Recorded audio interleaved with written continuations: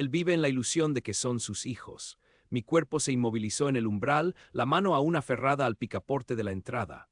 Mi nombre es Ricardo Torres, y acababa de escuchar a Valeria Durán, mi esposa durante 12 años, pulverizar todo lo que creía saber sobre mi existencia. Tenía 41 años, era profesor de biología en una preparatoria de Guadalajara, Jalisco, y al parecer el más grande incauto que haya pisado la tierra. Valeria estaba en la cocina, su voz con ese tono particular que adoptaba cuando se creía ingeniosa. El retiro docente había concluido prematuramente a causa de una tormenta, y regresé en coche bajo un aguacero, con la intención de sorprenderla gratamente. En lugar de eso, me quedé allí, oyéndola reírse de la mayor farsa de mi vida. ¿Puedes creerlo? 12 años y sigue sin sospechar nada. Marco y yo siempre bromeamos al respecto. Ricardo es el tonto mayor, las fuerzas me abandonaron. Daniela tenía 10 años, Diego 8, tenían mis ojos, o al menos eso siempre había creído, me llamaban papá. Entrenaba al equipo de béisbol infantil de Diego. Daniela y yo trabajábamos en proyectos de ciencias cada fin de semana. La paradoja me asfixiaba. Yo, profesor de genética, ciego a la realidad más evidente de mi propio hogar. Lo mejor es lo orgulloso que se pone cuando la gente dice que Diego se parece a él, continuó Valeria, su voz rebosante de diversión. De tal palo, tal astilla. Si tan solo supiera, deposité mis llaves sin hacer ruido en la mesita de la entrada. Mis manos temblaban, pero mi intelecto ya comenzaba a articular un plan. 12 años de matrimonio. 12 años creyendo que construía una familia con alguien que me amaba. 12 años siendo un títere mientras ella se burlaba con sus amigos. Marco quiere que le diga pronto, comentó ella. Dice que es hora de que los niños sepan quién es su verdadero padre, pero ¿por qué agitar el avispero? Ricardo lo costea todo, asume las responsabilidades y Marco disfruta el papel de padre divertido los fines de semana. Cuando le digo a Ricardo que visito a mi hermana, retrocedí hacia la puerta, mi corazón latía con tal fuerza que estaba seguro de que lo escucharía. Pero Valeria siguió hablando, completamente ajena al hecho de que su pequeño secreto perfecto acababa de estallar de la peor manera imaginable. Debería sentir remordimiento, pero, para ser honesta, Ricardo lo facilitó enormemente. Jamás inquirió, nunca exigió pruebas, aceptaba todo lo que le decía, cual dócil marido. La lluvia seguía cayendo cuando me deslicé de nuevo a mi camioneta. Me senté allí durante 20 minutos, viendo el agua escurrir por el parabrisas antes de finalmente comprender lo que tenía que hacer. Esto ya no era sobre ira, esto era sobre justicia. Había conocido a Valeria hace 15 años en una conferencia de maestros en Ciudad de México.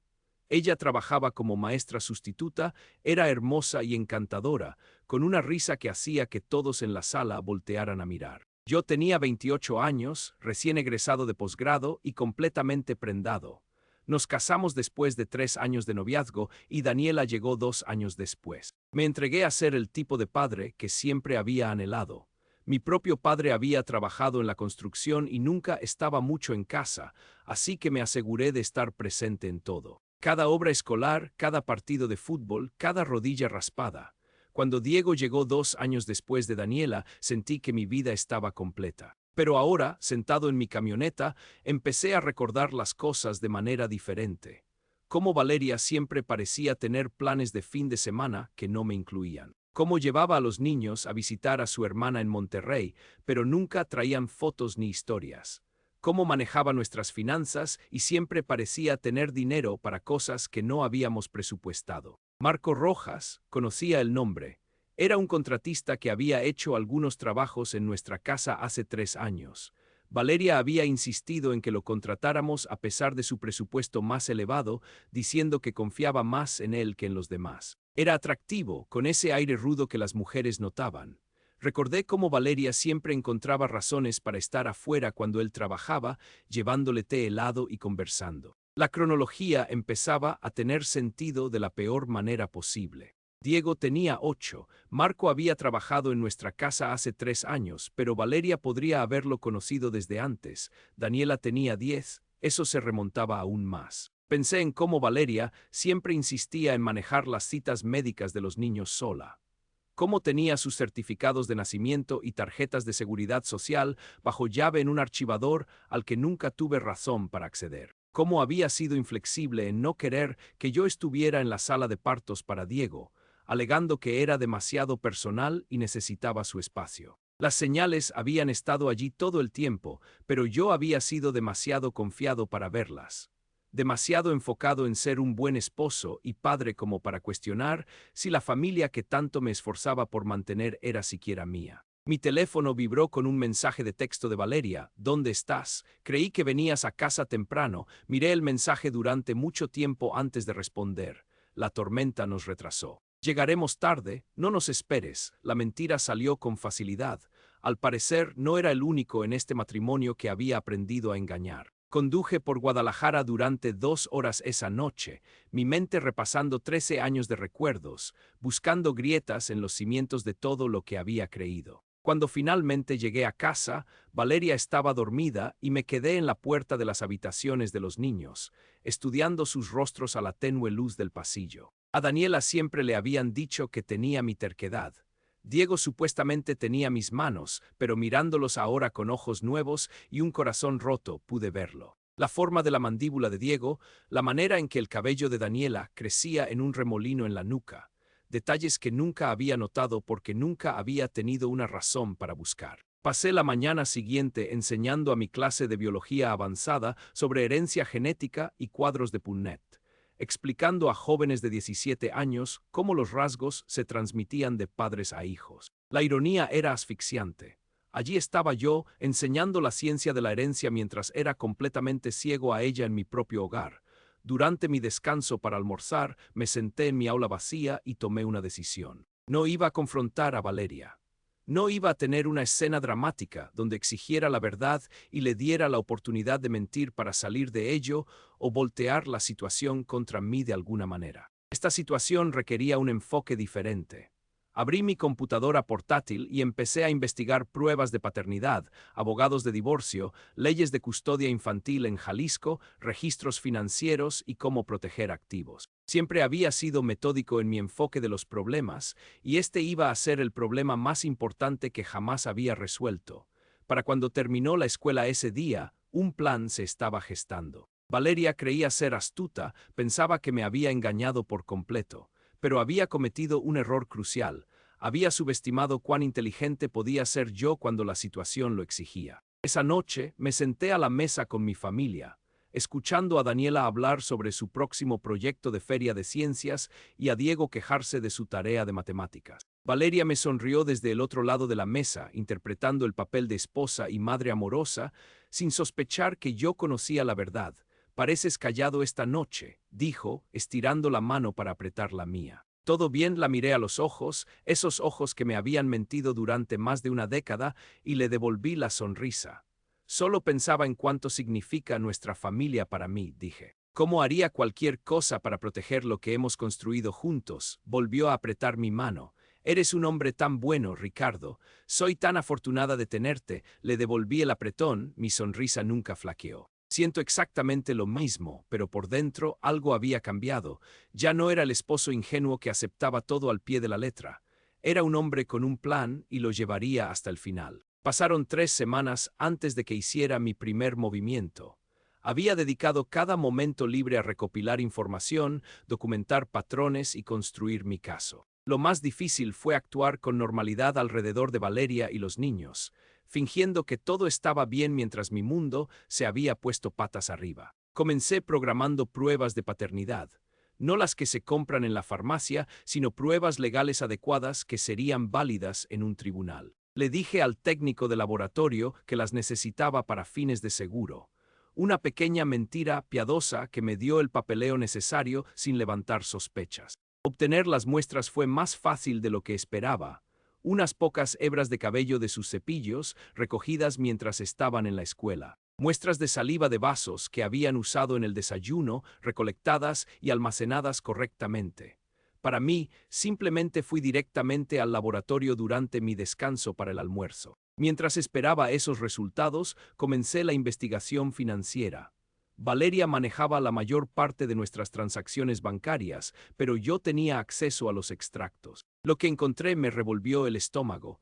Retiros que no recordaba haber autorizado, transferencias a cuentas de las que nunca había oído hablar. Dinero que debería haber ido a los fondos universitarios de nuestros hijos estaba desapareciendo en el aire. Contraté a una investigadora privada llamada Clara Mena, una exdetective de policía especializada en casos de adulterio. Le pagué con dinero de una antigua cuenta de ahorros que Valeria no conocía, una que había abierto hace años con la herencia de mi abuela. Necesito saberlo todo, le dije a Clara durante nuestra primera reunión en una cafetería del centro. ¿Cuánto tiempo lleva esto? ¿Dónde se encuentran? Todo. Clara fue profesional y directa. Esto va a doler, me advirtió. ¿Estás seguro de que quieres saber la magnitud? Pensé en Valeria riendo por teléfono, llamándome el tonto mayor. Estoy seguro, los resultados de paternidad llegaron primero. El lenguaje oficial era frío y clínico, pero el significado era claro.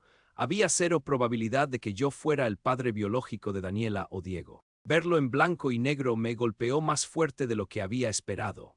Aunque me había estado preparando para este resultado, me senté en mi camioneta en el estacionamiento del laboratorio, mirando los papeles que confirmaban mis peores temores. Estos niños que había criado, amado y protegido durante toda su vida no eran míos. Cada fiesta de cumpleaños, cada cuento antes de dormir, cada momento de orgullo había sido construido sobre una mentira. Pero luego pensé en otra cosa. La biología no me hacía su padre. El amor sí, el cuidado sí, estar allí todos los días durante 10 y 8 años sí, fuera lo que fuera verdad. Lo que Valeria hubiera hecho, estos niños seguían siendo mis hijos en todo lo que importaba. La diferencia era que ahora iba a luchar por ellos correctamente. El primer informe de Clara llegó 2 días después y fue peor de lo que había imaginado. Tenía fotografías, recibos de tarjetas de crédito, registros de hoteles que se remontaban a años. Valeria y Marco no solo habían estado teniendo una aventura, habían estado viviendo una doble vida. Los viajes de fin de semana, que Valeria me decía que eran visitas a su hermana, eran en realidad escapadas románticas. El dinero que faltaba de nuestras cuentas había estado financiando su relación. La evidencia más dañina fue una grabación que Clara había hecho de Valeria y Marco hablando en un restaurante. Estaban discutiendo sus planes para el futuro, cómo eventualmente se mudarían juntos y cómo les darían la noticia a los niños sobre quién era su verdadero padre. Hablaron de mí como si fuera un inconveniente temporal, alguien que simplemente desaparecería una vez que estuvieran listos para ser una verdadera familia. Escuché esa grabación 3 veces, sentado solo en mi aula después de la escuela. Cada vez sentía como un cuchillo retorciéndose en mi pecho, pero también fortaleció mi determinación. Pensaron que era débil, pensaron que era estúpido. Estaban a punto de aprender lo equivocados que estaban. Cuanto más profundizaba, más elaborada se volvía la decepción. Clara descubrió que Marco había estado en la vida de Valeria desde antes de que nos casáramos. Habían salido en la universidad, rompieron cuando él se mudó a Cancún por trabajo, pero se habían reconectado cuando él regresó a Guadalajara 5 años después. Eso fue 2 años después de nuestro matrimonio, justo cuando Daniela nació. La cronología se estaba volviendo más clara y era devastadora. Toda nuestra relación había sido una mentira desde casi el principio. Yo había sido la opción estable, el esposo confiable que podía proveer para ella y los niños, mientras ella mantenía su relación real con Marco al margen. Encontré evidencia de una cuenta bancaria conjunta que Valeria y Marco compartían, una que había estado activa durante 7 años. Dinero había estado fluyendo de nuestro hogar a esta cuenta regularmente. Dinero que yo había ganado enseñando ciencia a jóvenes de preparatoria estaba siendo usado para financiar su vida secreta juntos. Pero el peor descubrimiento llegó cuando Clara me mostró los registros de propiedad. Marco y Valeria habían comprado una casa juntos hace 3 años usando dinero que había venido de nuestra cuenta de ahorros conjunta. Habían estado planeando esto durante años, construyendo hacia un futuro que no me incluía. Solo están esperando el momento adecuado, explicó Clara, mostrándome fotografías de la casa. Estaba en un buen vecindario con un gran patio trasero y buenas escuelas cerca. Basado en lo que he observado, creo que planean hacer su movimiento pronto. Miré las fotos de la casa donde mis hijos estaban aparentemente destinados a vivir con su verdadero padre y la mujer que me había estado mintiendo durante más de una década. La casa que yo, sin saberlo, había ayudado a pagar esa noche.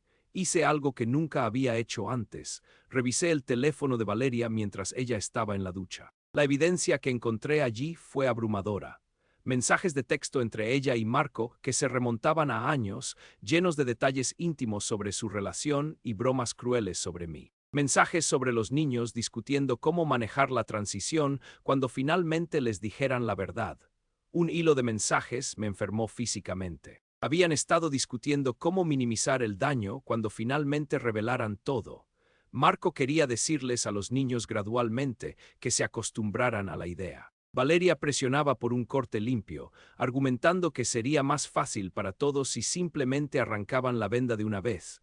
Cuanto más esperemos, más difícil será para ellos, había escrito Marco. Merecen saber quién es su verdadero padre. Ricardo probablemente querrá visitas, había respondido Valeria.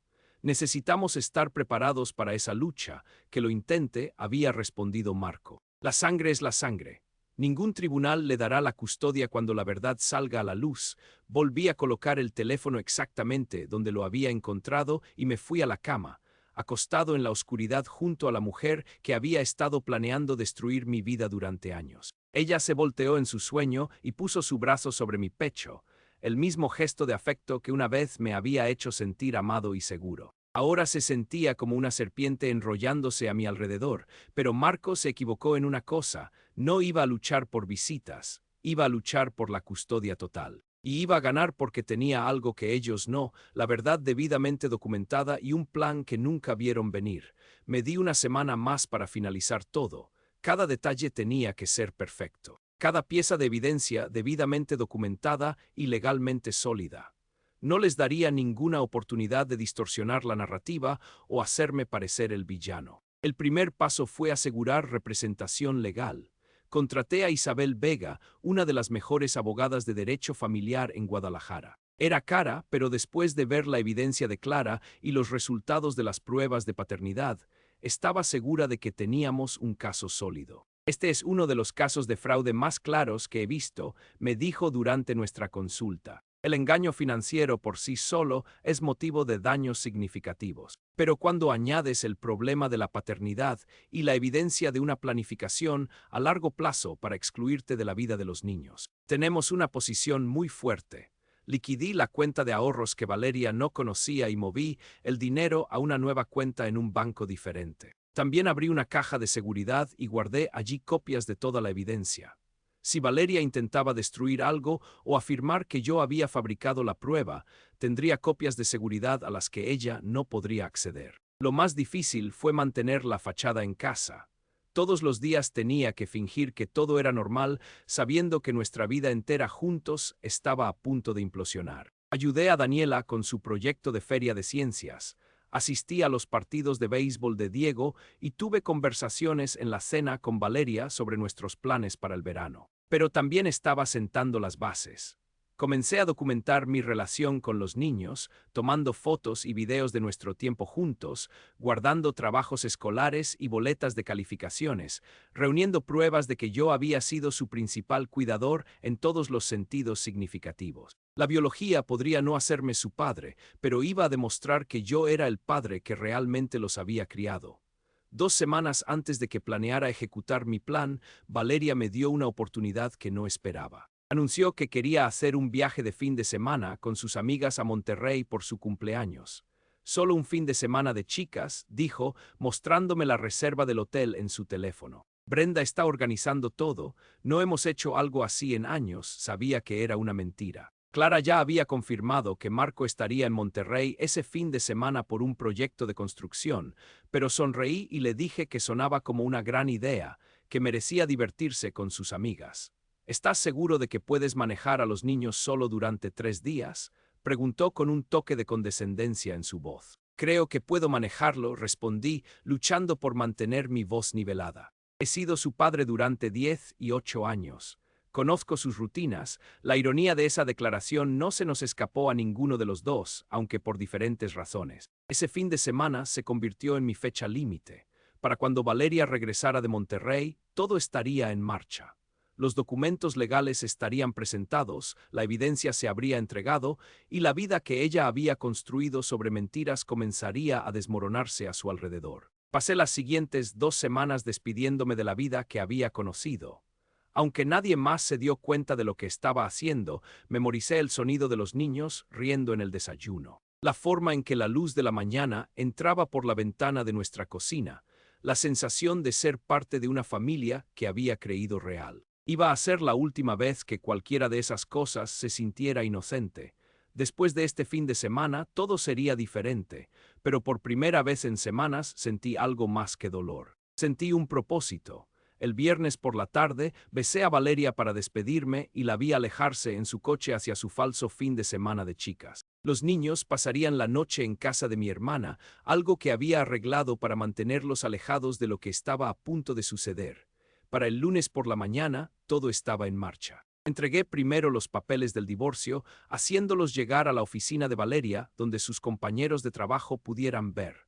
Luego solicité la custodia de emergencia de ambos niños, apoyado por la evidencia de ADN y la documentación de Clara sobre el engaño de Valeria. Los cargos por fraude financiero vinieron después con registros bancarios que mostraban exactamente dónde había ido nuestro dinero. Pero la pieza que la destruiría por completo fue la carta que hice que Isabel preparara para la esposa de Marco. Sí, Marco estaba casado. Clara había descubierto ese detalle particular 3 semanas después de comenzar su investigación. Su esposa Lorena no tenía idea de su doble vida con Valeria o de los hijos que había engendrado mientras estaba casado con ella. Lorena recibió copias de todo: las pruebas de paternidad, las fotos, los registros bancarios, los documentos de propiedad, todo lo que probaba que su esposo había estado viviendo una mentira durante años. Cuando Valeria regresó de Monterrey el domingo por la noche, encontró una casa vacía. Me había mudado durante el fin de semana, llevando solo lo que era mío y dejando un solo sobre en la mesa de la cocina. Dentro había una copia de todo: los resultados de ADN, la petición de custodia, la evidencia de fraude financiero y una carta que había escrito. «Me llamaste el tonto mayor», leía la carta. «Te reíste de lo despistado que era, de lo fácil que fue engañarme durante 12 años. Tenías razón en una cosa: fui un necio al confiar en ti, pero cometiste un error crucial. Subestimaste cuán inteligente podía ser yo cuando lo necesitaba. Mientras tú construías tu vida secreta con Marco, yo construía un caso que destruirá todo lo que creías haber asegurado. Los niños que usaste como peones en tu juego merecen algo mejor que padres que les mienten sobre su propia identidad. Lucharé por ellos con todo lo que tengo y ganaré porque, a diferencia de ti, yo sí pongo sus intereses primero». La batalla legal duró 6 meses, pero el resultado nunca estuvo realmente en duda. Las mentiras de Valeria habían sido demasiado extensas, demasiado bien documentadas y demasiado dañinas para que cualquier tribunal las ignorara. Se me concedió la custodia total de Daniela y Diego, con visitas supervisadas para Valeria únicamente. La sentencia financiera fue devastadora para ella. Se le ordenó reembolsar cada peso que había robado de nuestras cuentas, más daños y honorarios legales. La casa que había comprado con Marco fue embargada como parte del acuerdo. El matrimonio de Marco implosionó en semanas. Lorena solicitó el divorcio y se llevó la mitad de todo lo que poseía, incluyendo su negocio de construcción. Su reputación en Guadalajara quedó destruida cuando se corrió la voz sobre su engaño de una década. Se mudó de vuelta a Cancún, dejando a Valeria enfrentar las consecuencias sola. Valeria perdió su trabajo como maestra cuando el distrito escolar se enteró de los cargos de fraude. Su familia y amigos, asqueados por la magnitud de sus mentiras, cortaron lazos con ella. Se mudó a un pequeño departamento al otro lado de la ciudad, trabajando en el comercio minorista para llegar a fin de mes y pagando una restitución mensual que le tomaría años completar. Los niños se adaptaron mejor de lo que había esperado. Les dije la verdad en términos apropiados para su edad, enfocándome en el hecho de que las familias se construyen sobre el amor y el compromiso, no solo la biología. Siguieron llamándome papá porque eso es lo que siempre había sido para ellos. Nos mudamos a una casa más pequeña en otra zona de Guadalajara, comenzando de nuevo, pero juntos. Daniela sigue amando la ciencia y Diego aún juega béisbol. Visitan a su madre 2 veces al mes bajo supervisión judicial, pero regresan a casa conmigo. Mirando atrás, me doy cuenta de que a veces la mejor venganza no se trata de destruir a alguien más, sino de salvarte a ti mismo y a las personas que amas de sus mentiras.